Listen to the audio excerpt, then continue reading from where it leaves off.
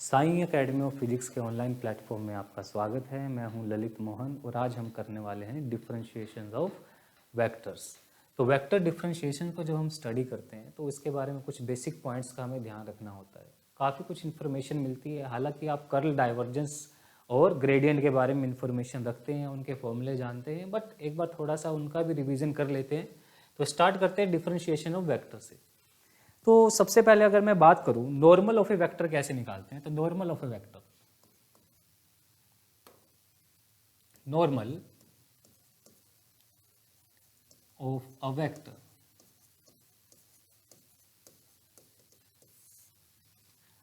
अगर आपके पास स्पेस में कोई भी पॉइंट P है, वो पॉइंट P किसी कर्व से पास होता है और किसी डिस्टेंस r पे है, तो इस कर्व पे अगर आपको कोई भी नॉर्मल निकालना है, सॉरी टेंजेंट निकालना है, not normal, it's tangent of vector, tangent बता रहा हूं मैं, नॉर्मल टेंजेंट के बाद बताऊंगा, पहले टेंजेंट देखिए। ठीक है, टेंजेंट ऑफ ए वेक्टर। ठीक, तो अगर इस कर्व पे आपको कोई भी टेंजेंट बताना है, अगर ये टेंजेंट होगा इस कर्व के इस पॉइंट पे P से पास होता हुआ, तो ये टेंजेंट आप कैसे निकालेंगे? तो tangent at point P, at point P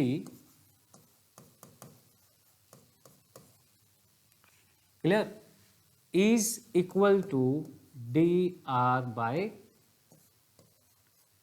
suppose कीजिए ये P पॉइंट है, इस कर्व पे जो ये ट्रैवल कर रहा है किसी दूसरे डिस्टेंस पे, तो कोई t टाइम लेता है। आपका पॉइंट P क्या कर रहा है, यहाँ से इस पॉइंट पे गए, आप इस पॉइंट पे गए, डिफरेंट डिफरेंट पॉइंट पे कैलकुलेट कर रहे हैं। तो विद रिस्पेक्ट टू t, जिस भी पैरामीटर के रिस्पेक्ट में आपका P पॉइंट चेंज हो रहा है, उसके रिस्पेक्ट में अगर आप डेरिवेटिव ले लेते हैं, डिफरेंशिएट कर देते हैं इसको, तो आपको क्या मिल जाएगा, टेंजेंट एट ए पॉइंट मिल जाएगा। जब भी हम डिफरेंशियल की बात करते हैं तो साथ में हम क्या बातें भी कर लेते हैं। फॉर एग्जांपल हम बात कर लेते हैं, मान लीजिए आपको एक क्वेश्चन की हेल्प से ये करवाना चाहता हूँ। अगर हम कोई क्वेश्चन देखें, आपको दे रखा है दैट कोई भी कर्व है, जैसे r x is equal to e raise to power t, question ले लीजिए, y is equal to sine 2t plus 1 and z is equal to suppose it's t square plus 2। ये आपके पास कुछ भी कर्व दे रखे और पूछा है कि find tangent at t equal to 0। इन कर्व से पास होते हुए हमें कोई टेंजेंट बताना है इन कर्व के ऊपर एट t इक्वल टू 0। तो आप कैसे बताएंगे? सबसे पहले पोजीशन वेक्टर निकालिए। पोजीशन वेक्टर क्या होगा, r क्या होता है, x I cap plus Y J cap plus Z के कैप, ये आपका पोजीशन वेक्टर होता है।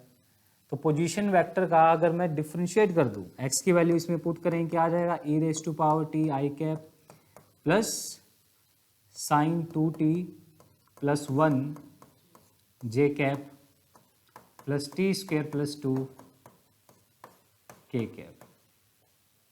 अगर मैं इसको डिफ्रेंशिएट कर दूं with respect to t,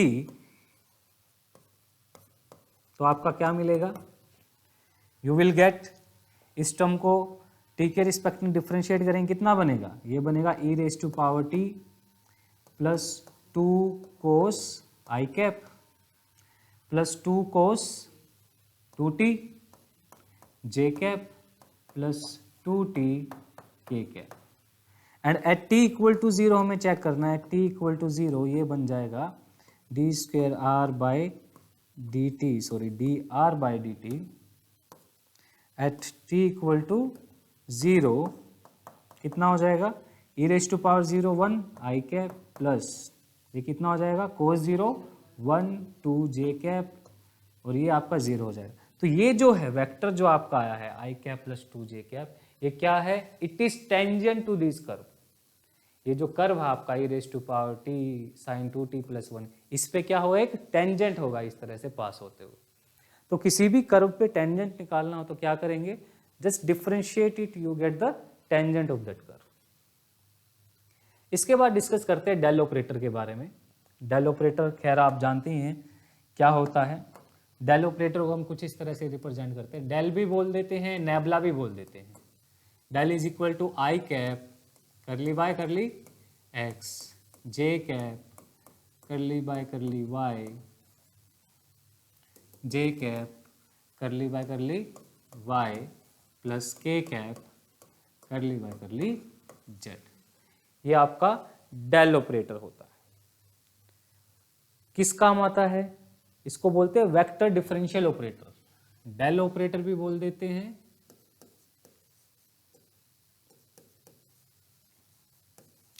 nebula भी बोल देते हैं, और वेक्टर डिफरेंशियल ऑपरेटर भी बोल देते हैं।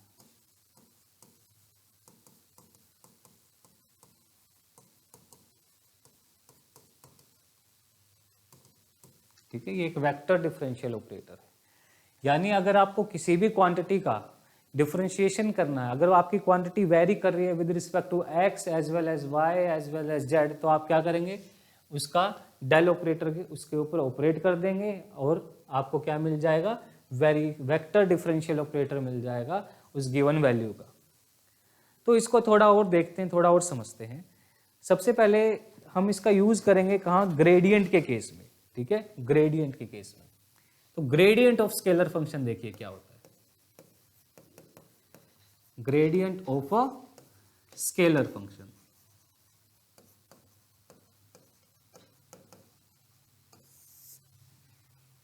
स्केलर फंक्शन का हमें ग्रेडियंट निकालना है। क्या होता है gradient of a scalar function? तो जल्दी gradient of a scalar function हम कैसे डिफाइन करते हैं। मान लीजिए आपके पास कोई स्केलर फंक्शन है फाई। ये स्केलर फंक्शन कोई ना कोई कर्व भी हो सकता है, phi which is the function of x y और जेड।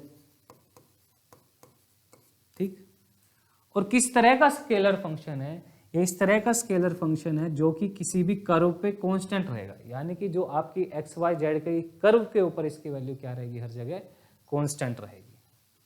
किस टाइप का है, स्केलर फंक्शन है, एक कांस्टेंट स्केलर फंक्शन है जो एक कर्व पे क्या रहता है, कांस्टेंट रहता है। तो अगर मैं इसका ग्रेडियंट निकालूं तो I will say variation in phi. तो क्या होगा वेरिएशन इन फाई, इसका वेक्टर डिफरेंशियल ऑपरेटर जब मैं फाई पे लगाऊंगा तो क्या आएगा, इसको हम क्या लिखते हैं, that is this becomes curly by curly I cap curly by curly X of phi plus J cap curly phi by curly Y plus K cap curly phi by curly Z. ये आपका क्या आ जाएगा, gradient of phi. इसको ऐसे भी लिख देते हैं GRAD of phi, gradient of phi. ये इसका मैथमेटिकल रिप्रेजेंटेशन है। क्लियर, इसको थोड़ा और अच्छे से समझते हैं। ग्रेडियंट की बहुत सी एप्लीकेशंस होती है। मान लीजिए आपको यूनिट वेक्टर निकालना है, नॉर्मल यूनिट वेक्टर निकालना है किसी कर्व पे, या किसी कर्व के परपेंडिकुलर आपको कोई नॉर्मल वेक्टर चाहिए वो निकालना है, तो आपको ग्रेडियंट ऑफ फाई बहुत हेल्प करता है। ठीक है, एक बार देख लेते हैं ये किस तरह से निकाल लेता है। सपोज कि आपको क्या कंडीशन दे रखी है, इट इज गिवन, मान लीजिए कोई कर्व है that is sine x y z. ठीक है, sine of x y z, ये आपका कोई कर्व है। और कमाल की बात यह है, इस कर्व पे आपकी वैल्यू क्या रहेगी, कांस्टेंट रहेगी साइन। हर जगह साइन की वैल्यू क्या है, फिक्स है। ठीक है, एक स्केलर फंक्शन है। ठीक है, ऐसा नहीं है कि ये वेरी करेगा डायरेक्शन के साथ। और आप क्या कर रहे हैं, इस पॉइंट से इसको ऑब्जर्व कर रहे हैं। ये ओरिजिन है जहां से भी आपका रेफरेंस पॉइंट है, और ये पॉइंट क्या हो जाएगा आपका, ये पॉइंट हो जाएगा वेक्टर आर। मान लीजिए एक और कर्व है आपके पास। क्लियर, आपके पास एक और कर्व है, तो variation in phi along dr कितना होगा। ठीक है, सपोज आप इससे थोड़ा और डिस्टेंस आगे चले जाते हैं, dr अमाउंट और आगे, तो वेरिएशन इन फाई कितना हो जाएगा, कुछ ना कुछ वेरिएशन आएगा फाई में। वो वेरिएशन कितना हो जाएगा आपका, five plus D five, five plus D five. Small distance आपने आर इसके देखा तो फाइव में कुछ ना कुछ वेरिएशन आएगा, लेकिन एक तरह से आप बोल सकते हैं ये दूसरा कर्व आ गया, ठीक है, ये कर्व क्या आ गया, कोई दूसरा कर्व आ गया। इस कर्व पे तो पॉइंट ये P है, तो इस कर्व पे यहाँ पे ये पॉइंट क्या आ गया, Q आ गया। तो फाइव में आप जैसे जैसे वेरिएशन करते हैं विद रिस्पेक्ट टू R, तो आपको दूसरा कर्व मिल गया फाइव प्लस डी फाइव। इस कर्व पे हर जगह वैल्यू क्या रहेगी, स्केलर फंक्शन है, फाइव प्लस डी फाइव रहेगी, हर एक पॉइंट पे सेम वैल्यू रहेगी। कितनी रहेगी, फाइव प्लस डी फाइव। अब मैं क्या करता हूं, वेरिएशन इन फाइव देखता हूं अलोंग डी आर, कि इस आर की डायरेक्शन में, आर का डायरेक्शन क्या है, डी आर का डायरेक्शन ये है, कि इस डायरेक्शन में फाइव में किस तरह से वेरिएशन हो रहा है। तो वेरिएशन इन फाइव को कैसे रिप्रेजेंट करते हैं हम, डेल फाइव से।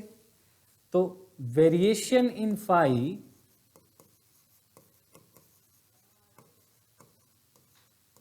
Along D R direction, D R direction की तरफ हम इसका देख रहे हैं कि कैसे वेरिएशन आ रहा है। तो वेरिएशन इन फाइव क्या है, हम कहते हैं भी स्केलर क्वांटिटी का वेरिएशन हम इससे रिप्रेजेंट कर सकते हैं, डेल फाइव से। किसके अलोंग कर रहे हैं, हमने कहा डी आर के अलोंग कर रहे हैं,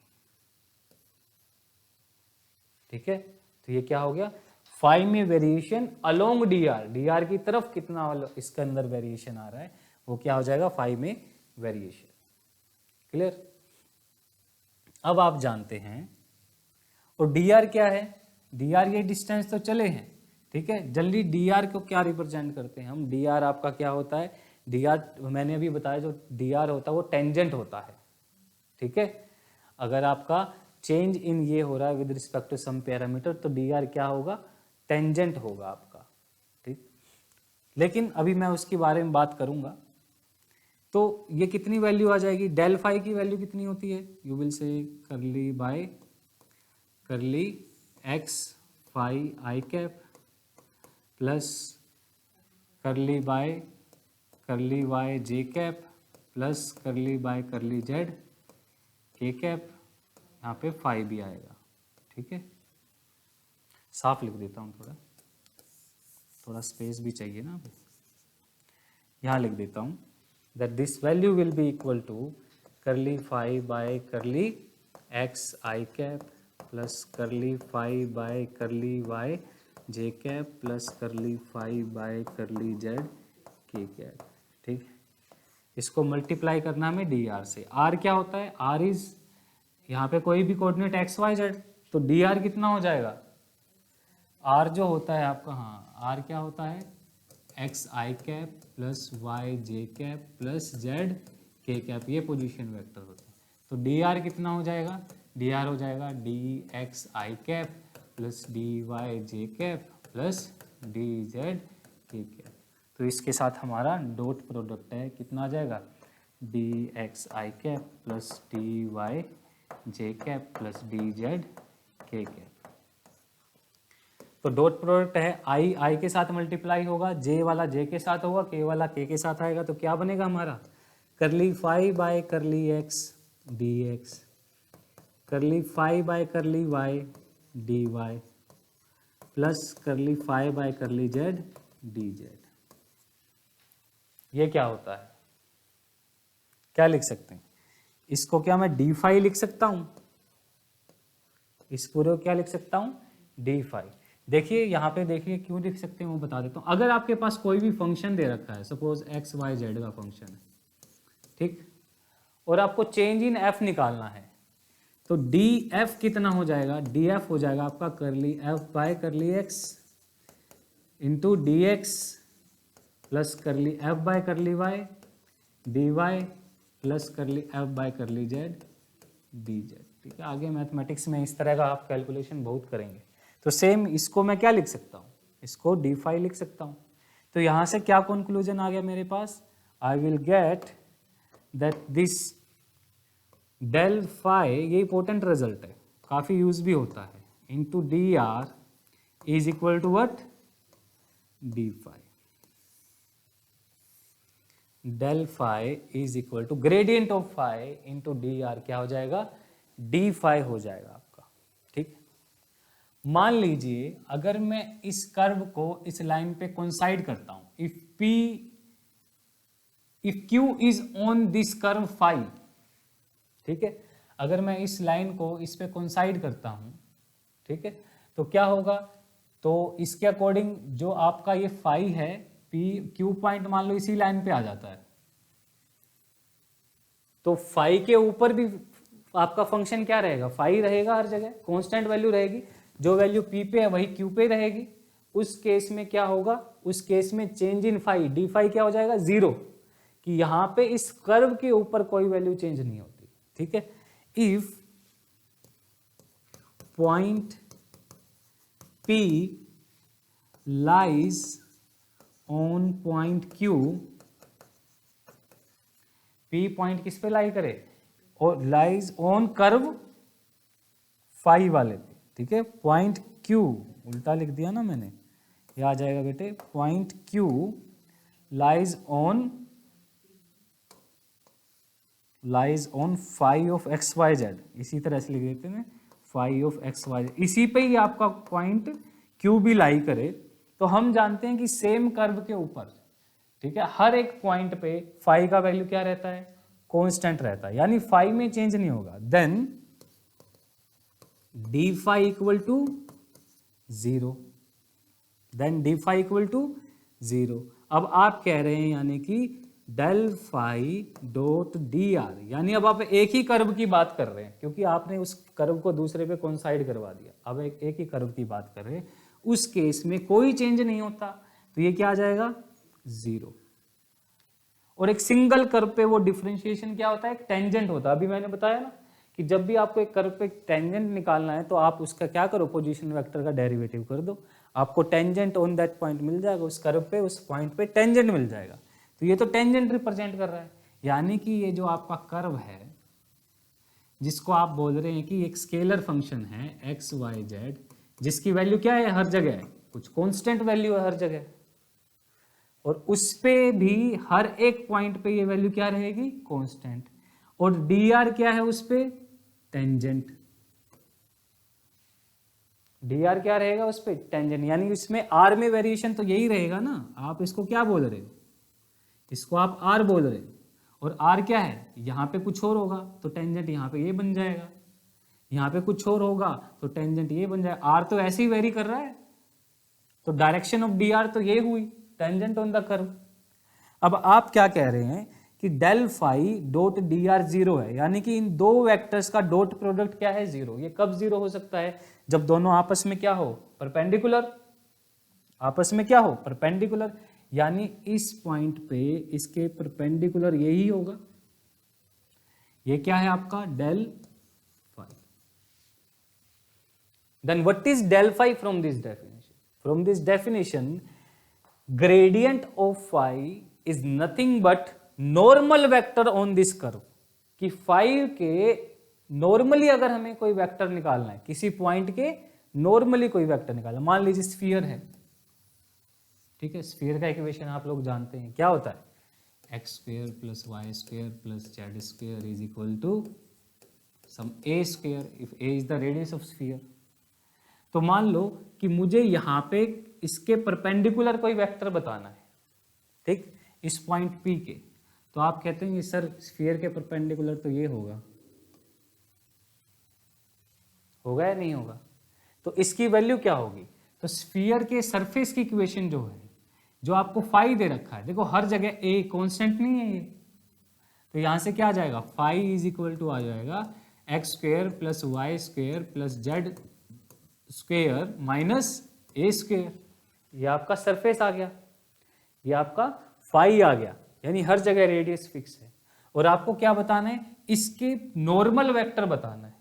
तो नॉर्मल वेक्टर कैसे निकालोगे, आप ग्रेडियंट ऑफ फाई निकाल दीजिए, आपको क्या मिल जाएगा, नॉर्मल वेक्टर मिल जाएगा, ये मिल जाएगा, ये इसके नॉर्मल वेक्टर, यानी आपको क्या करना है, इसका ग्रेडियंट निकाल सकते हो, curly by curly X of this, curly by curly Y of this, curly by curly Z of this.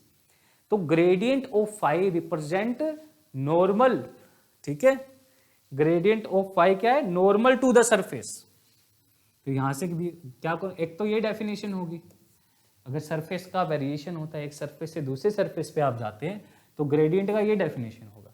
लेकिन आप एक ही सरफेस पे बात करते हैं तब ये डेफिनेशन होता है, एक ही सरफेस पे कभी भी आपका पोटेंशियल ये चेंज नहीं होता, फाई चेंज नहीं होता, स्केलर फंक्शन चेंज नहीं होता, इसलिए तो उसको स्केलर बोल रहे हैं।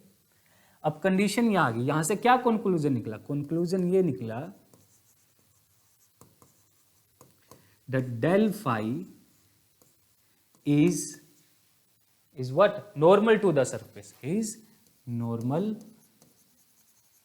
to the surface। Normal to the surface का मतलब सरफेस पे वो जो पॉइंट है उसके परपेंडिकुलर वेक्टर। जब भी आपको सरफेस के किसी पॉइंट के परपेंडिकुलर कोई वेक्टर निकालना तो क्या कर दो, सीधा ग्रेडियंट कर दो, परपेंडिकुलर मिल जाएगा। एक सरफेस दे दिया ये सर phi equal to x y z square, ये फंक्शन दे दिया कुछ, आपसे पूछा इसके नॉर्मल वेक्टर क्या होगा at this point, x equal to 1, y equal to 1, z equal to 2। तो आपको क्या करना है, सीधा सबसे पहले ग्रेडियंट निकालो, ग्रेडियंट निकाल के क्या कर दो, वो एक्स वाई जेड की वैल्यू पुट कर दो, तो आपको क्या मिल जाएगा, नॉर्मल टू द सरफेस आपको मिल जाएगा। ठीक है, इसके अलावा अब आप नॉर्मल टू द सरफेस तो बता दिया, अब ये भी एक क्या है, वेक्टर क्वांटिटी है ना डेल फाई। जब डेल फाई को सोल्व करते हो देखिए क्या आता है, डेल फाई को सोल्व करके देखो ये है डेल फाई आपका, ये आई जे के आया है, ये एक वेक्टर क्वांटिटी है, तो इसका यूनिट वेक्टर भी होता होगा।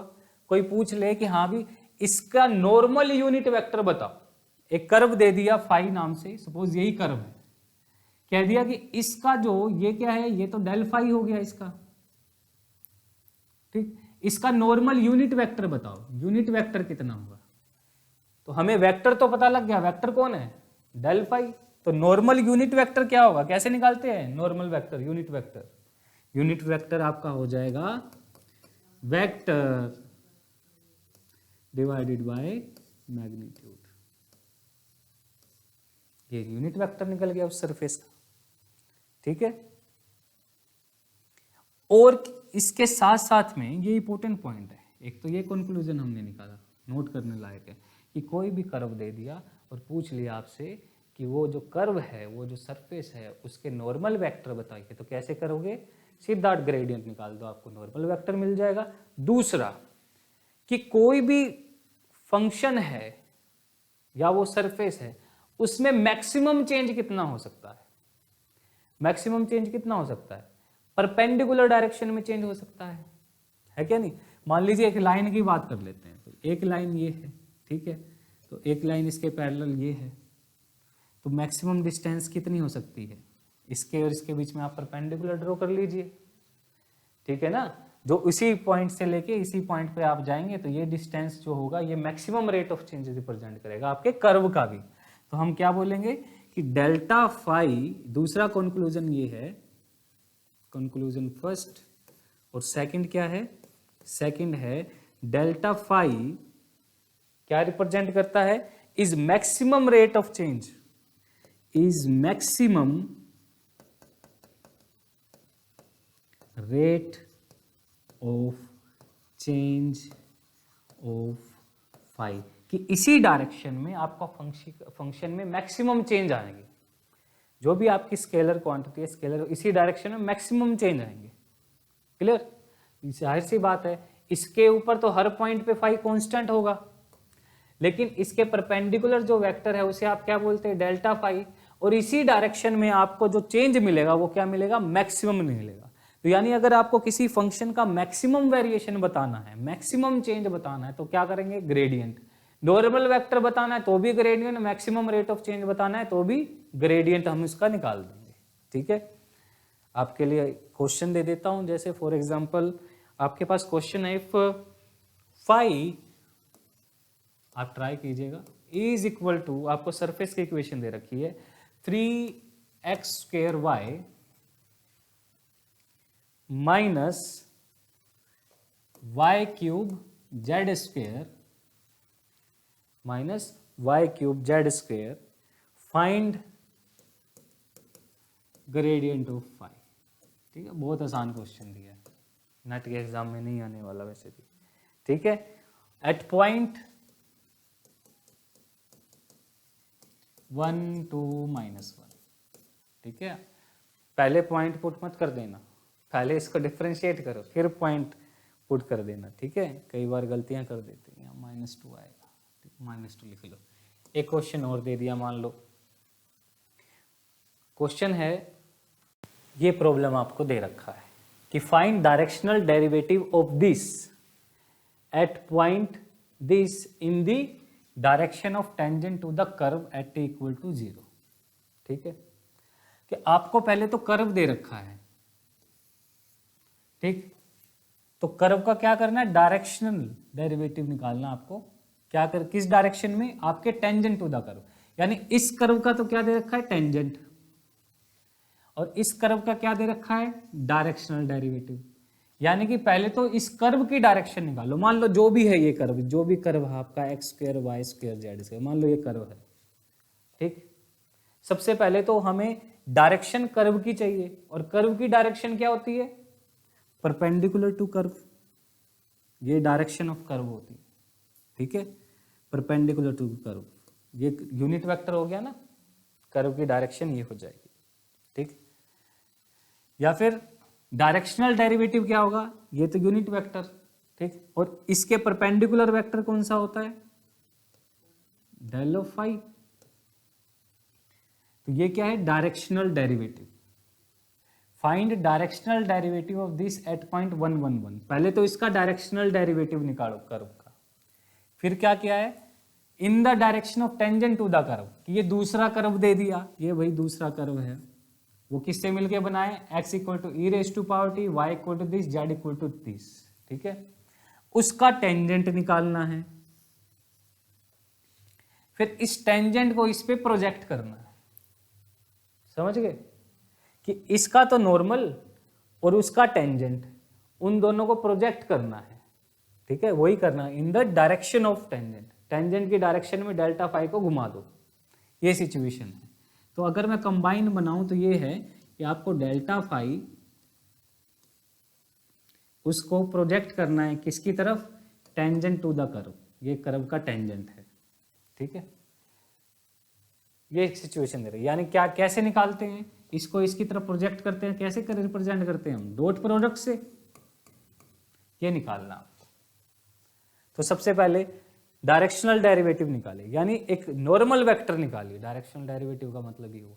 तो इसका नॉर्मल वेक्टर कैसे निकलेगा, इसका नॉर्मल वेक्टर में निकलेगा del phi is equal to curly by curly x² y² z² i cap, curly by curly y x² y² z², sorry multiply में x² y² z² k cap j cap and curly by curly z x² y² z² k cap.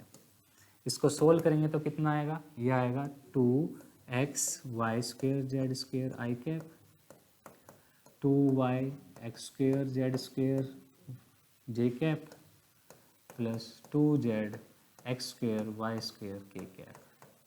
At point कौन सा दे रखा है, 1 1 -1, तो यहाँ पे 1 1 -1 put करेंगे तो कितना आ जाएगा, ये 1 1 1 2i कैप बचेगा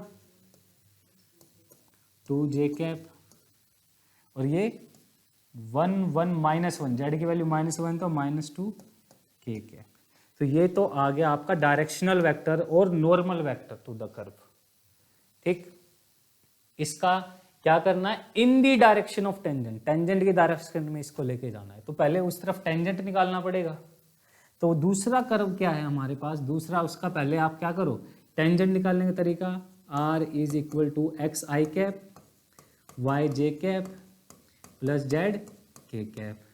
x की वैल्यू कितनी दे रखी है, e raise to power t i cap plus sine 2t plus 1 j cap plus 1 minus cos T के कैप। तो टेंजेंट कैसे निकालोगे, D R by D T, तो कितना आ जाएगा, e raise to power T I cap plus 2 cos 2t J cap plus sine t के cap. At t equal to कितना बोला, 0 बोला। एट टी इक्वल टू 0 करेंगे तो कितना आएगा, ये टेंजेंट है आपका, ठीक है, क्या है, टेंजेंट है, तो कितना आ जाएगा ई रेज टू पावर 0 1, तो आई कैप प्लस में 2j कैप, ये आपका टेंजेंट आ जाएगा, ठीक। अब इसको इस तरह प्रोजेक्ट कर दो, यानी कि इसका डॉट प्रोडक्ट करना है, प्रोजेक्शन का मतलब यही है,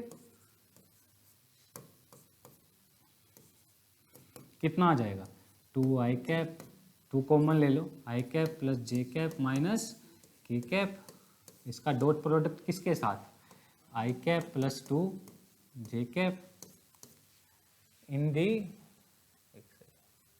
direction of the tangent to the curve this, सिर्फ direction of the tangent to the curve this, tangent to the curve नहीं बोला, क्या बोला है, direction of the tangent to the curve.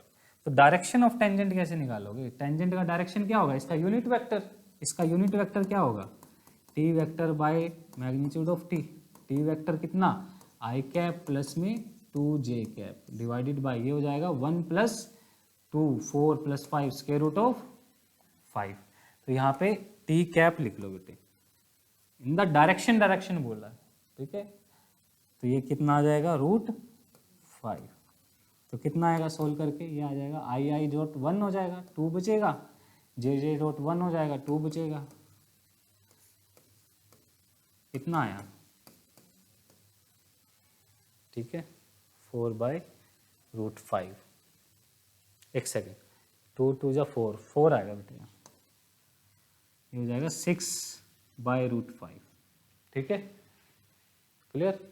चलिए ये 2 क्वेश्चन है, ये आपको खुद ट्राई करने हैं। पहला क्वेश्चन क्या है, find constant m and n such that surface this will be orthogonal to surface this, कि ये दोनों के दोनों सरफेसिस जो हैं ये कैसे है, ऑर्थोगोनल है, ठीक, या ऑर्थोगोनल यानी कि 90 डिग्री, दोनों के बीच में एंगल जो बनेगा, दोनों के जो यूनिट वेक्टर्स के बीच में एंगल बनेगा वो कितना बनेगा, 90 डिग्री। कैसे करोगे, पहला सरफेस है, इस सरफेस के नॉर्मल वेक्टर निकाल लो, ठीक, तो इस सरफेस की डायरेक्शन क्या होती है, सरफेस की डायरेक्शन क्या कौन बताता है, यूनिट वेक्टर बताता है, तो इस सरफेस के परपेंडिकुलर वेक्टर निकालो। पहला सरफेस क्या हो जाएगा, सपोज इसको φ1 नाम दे दिया, φ1 xyz, ठीक है, इसकी वैल्यू कितनी हो जाएगी, हिंट दे देता हूँ, इसकी वैल्यू हो जाएगी mx² minus 2xy minus m plus 4 into x। Similarly दूसरा वेक्टर सरफेस क्या हो जाएगा, दूसरा सरफेस हो जाएगा 4x² प्लस z³ माइनस 4, और आप कह रहे दोनों ऑर्थोगोनल है, यानी कि जो इसका वेक्टर होगा और इसका वेक्टर होगा, दोनों के बीच में कितना एंगल, 90 डिग्री, ये मतलब हुआ ऑर्थोगोनल का। तो पहले कर्व का जो वेक्टर है वो कैसे निकालोगे, इसका नॉर्मल वेक्टर क्या होगा, del φ1, इसका नॉर्मल वेक्टर क्या होगा, del φ2, तो दोनों के ग्रेडियंट निकाल दो, और ग्रेडियंट के बीच में 90 डिग्री है तो डॉट प्रोडक्ट क्या होना चाहिए, 0। ग्रेडियंट का मतलब क्या हुआ कि हाँ भाई आपका डेल्टा φ1 और डेल्टा φ2 अगर ऑर्थोगोनल है तो दोनों का डॉट प्रोडक्ट क्या होना चाहिए, 0, यानी 90 डिग्री पे है, तो क्या बन जाएगा, डेल्टा φ1 का मैग्नीट्यूड डेल्टा φ2 का magnitude cos of angle between them, और एंगल क्या है 90 डिग्री, कोस 90 क्या होता है 0, तो 0 आना चाहिए ये डॉट प्रोडक्ट जो है, ठीक है। इसको सोल्व करके आप m और n की वैल्यू निकाल सकते हो, क्लियर। तो पहले ये ग्रेडियंट्स इसके कैलकुलेट कर लो। दूसरा क्वेश्चन है find angle between surfaces this and this.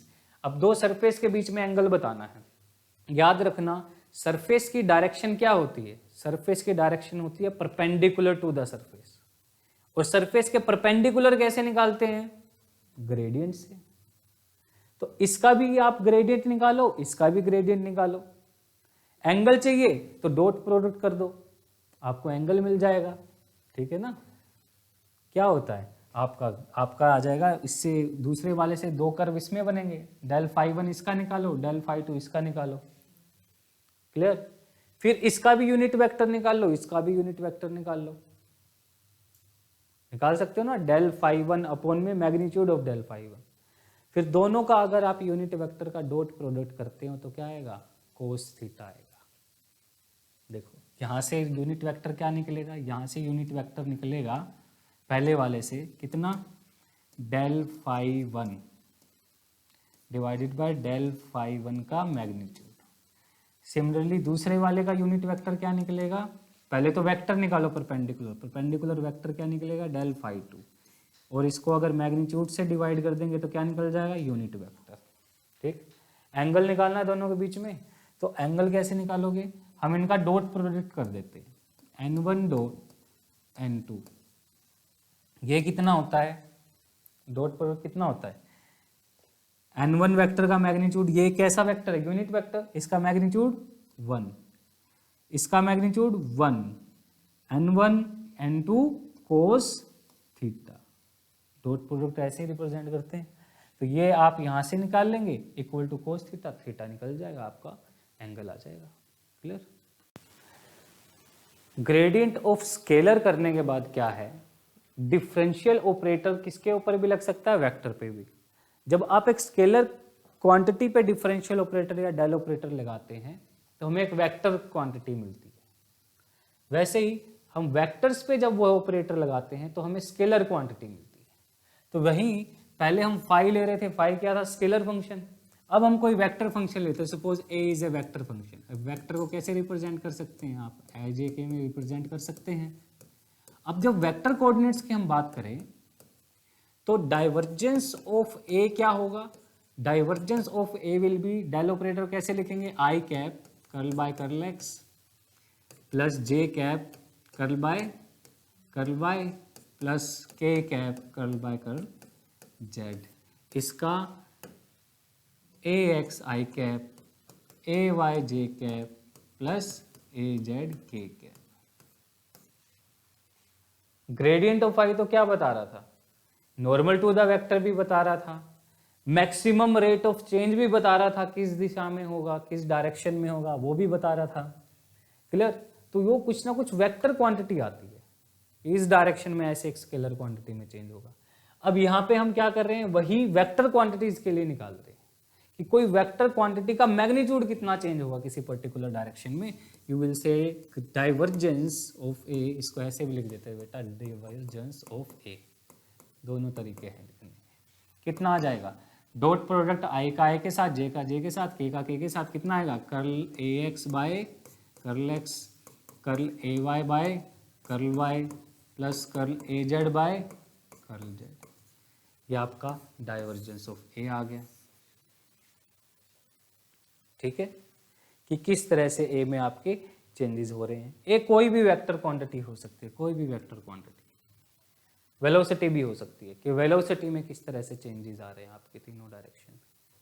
For example ले लेते हैं, सपोज कीजिए कि ये आपका एक्स वाई प्लेन है, एक्स वाई जेड प्लेन है, ठीक है, आपका कार्टेशियन कोऑर्डिनेट ले ली, और मुझसे ये पूछा जाए कि यहाँ पे मैंने एक छोटा सा रीजन ले लिया, ठीक, कोई स्मॉल वॉल्यूम कट कर लिया, और आपका वाटर फ्लो हो रहा है मान लीजिए इससे, ठीक, विद वेलोसिटी v,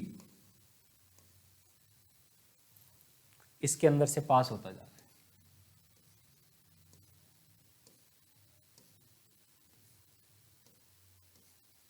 ठीक, तो एक रीजन में स्पेस के साथ करली बाय करली एक्स करली बाय करली वाई करली बाय करली जेड के साथ, ठीक है, ये स्पेस के साथ कैसे वेरिएशन आ रहा है वेलोसिटी, जब यहाँ पे वेलोसिटी कुछ और होगी, यहाँ पे कुछ और वेलोसिटी होगी वाटर की, ठीक है, तो कुछ मास यहाँ से एंटर करेगा, वहां से एग्जिट होगा, और डिस्टेंस के साथ हो सकता है आपकी वेलोसिटी भी चेंज हो रही हो, है क्या नहीं। तो ये चेंज इन वेलोसिटी जो है वो कितने अमाउंट से स्पेस में आपके चेंज हो रही है, वो कौन बताएगा, डाइवर्जेंस बता देगा आपको। क्लियर, कौन बताएगा, डाइवर्जेंस बता देगा। लेकिन अगर if divergence of A is equal to 0, divergence of a equal to 0 मतलब कि इस क्वांटिटी में कोई चेंज नहीं हो रहा है डायरेक्शन के साथ, तब ऐसी क्वांटिटी को हम, ऐसे वेक्टर को हम क्या बोलेंगे, सोलिनोइडल वेक्टर। ठीक है, ऐसे वेक्टर क्या बोलेंगे, सोलिनोइडल वेक्टर।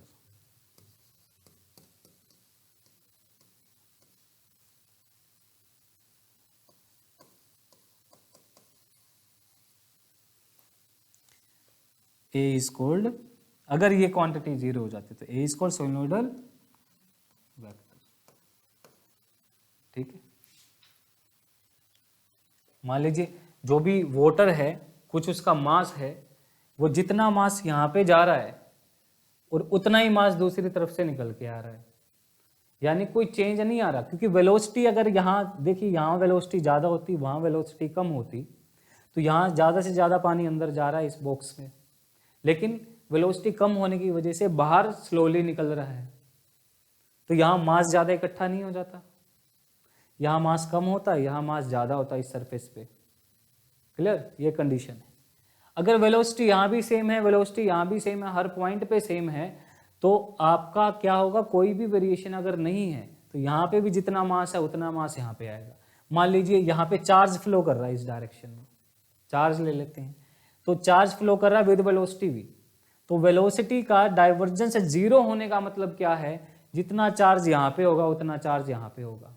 ठीक है, तो इस इक्वेशन को जनरली हम क्या बोल देते हैं, इक्वेशन ऑफ कॉन्टिन्यूटी भी बोल देते हैं, इक्वेशन ऑफ कॉन्टिन्यूटी। और अगर आप मास जा रहा है कुछ वेलोसिटी से मूव कर रहा है, तो उस केस में क्या हो जाएगा, कंजर्वेशन ऑफ मास, कि मास जहां पहले था बाद में भी उतना ही है, तो इसको कंजर्वेशन ऑफ मास भी बोल सकते हो, क्योंकि मास की मूवमेंट भी वेलोसिटी पे डिपेंड कर रही है, चार्ज की भी वेलोसिटी पे डिपेंड कर रही है। अगर वो किसी और वेक्टर पे डिपेंड करता तो उस वेक्टर का अगर डाइवर्जेंस जीरो हो जाता तो फिर भी कंजर्वेशन ऑफ मास तो रहता ही रहता, कंजर्वेशन ऑफ मास भी हो जाएगा। अगर चार्ज मूव कर रहा है तो कंजर्वेशन ऑफ चार्ज, अगर आपका एनर्जी है या एनर्जी डेंसिटी है तो कंजर्वेशन ऑफ एनर्जी। तो इन कंजर्वेशन लॉज को भी आप इस इक्वेशन से रिप्रेजेंट कर सकते हैं कि स्पेस में ये क्वांटिटी चेंज नहीं हो रही, ये वेक्टर चेंज नहीं हो रहा जिस पे वो क्वांटिटी डिपेंड कर रही है। ठीक है, तो ये आपका क्या हो जाएगा, डाइवर्जेंस। तो डाइवर्जेंस के बारे में इतना ही। अब देख लेते हैं कर्ल के बारे में। ठीक है, कर्ल, कर्ल कैसे निकालते हैं हम, मान लीजिए कोई भी वेक्टर ए है, ठीक है, तो उसका कर्ल कैसे निकालेंगे, that curl of A is, A भी क्या है, वेक्टर क्वांटिटी का एक कर्ल निकलता है। जनरली कर्ल क्या रिप्रेजेंट करता है कि सम वेरिएशन इन रोटेशन, कि वो क्वांटिटी आफ्टर रोटेशन कुछ ना कुछ इसमें वेरिएशन हो रहा है रोटेशन के साथ। ठीक है, डाइवर्जेंस में क्या है, वो डिस्प्लेस हो रही है, उसके साथ कर्ल में रोटेशन की बात आ जाती है। तो ये इसको रिप्रेजेंट करेंगे आई जे के, एक इतना आ जाएगा, यहाँ पे आ जाएगा आपका curl by curl x, curl by curl y. मैंने बताया था ना क्रॉस प्रोडक्ट पहले ही, यहाँ पे ए के कंपोनेंट आ जाएंगे, ए एक्स ए वाई, इस तरह से आप उसका कर्ल निकाल सकते हैं। ठीक, यह रोटेशन को रिप्रेजेंट करता है, क्योंकि डेल क्रॉस ए, स्पेस में क्रॉस ए, क्रॉस प्रोडक्ट मैंने बताया था ना, हम रोटेशन करते हैं एक वेक्टर का दूसरे की तरफ, तो वेरिएशन इन ए, तो क्या हो जाएगा उससे कि आपका रोटेशन को रिप्रेजेंट करता है कर्ल। यानी कि कोई भी वेक्टर होगा जब वो रोटेट करेगा उसका कर्ल निकालते हैं, अगर रोटेशनल वेक्टर है तो क्या होगा, उसका कर्ल कुछ ना कुछ वैल्यू देगा। अगर आपका वेक्टर रोटेशनल नहीं है, if del cross a is equal to zero, अगर आपका कर्ल जीरो आ जाता है तो हम उसको क्या बोलेंगे, वो एक इररोटेशनल वेक्टर है।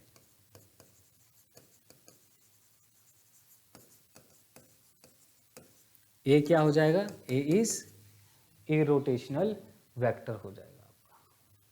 क्लियर, तो वो क्या हो जाएगा, अगर डाइवर्जेंस जीरो तो सोलेनोइडल वेक्टर, अगर कर्ल जीरो तो इररोटेशनल। कोई भी वेक्टर हो सकता है, सोलेनोइडल भी हो और इररोटेशनल, दोनों हो सकते हैं। चलिए यहां से अब, यहां से हम किसी भी वेक्टर का स्केलर पोटेंशियल भी निकाल सकते हैं। ठीक है, फॉर एग्जाम्पल, अगर if any vector is irrotational, we can find scalar potential